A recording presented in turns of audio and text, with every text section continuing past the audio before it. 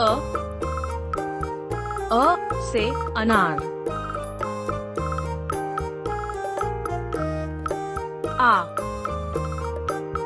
आ से आम।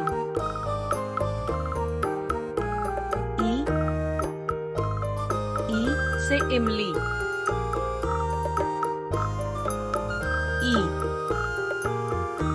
ई से ईख।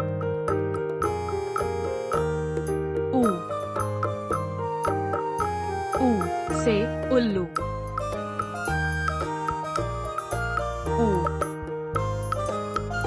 ऊ से ऊन।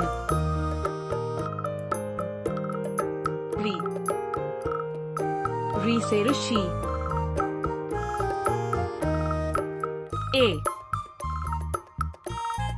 ए से एड़ी।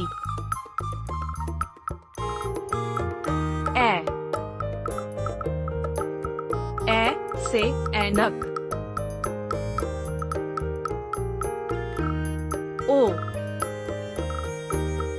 ओ से ओखली।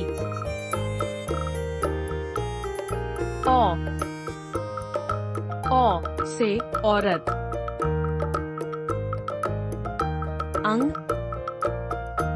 अंग से अंगूर।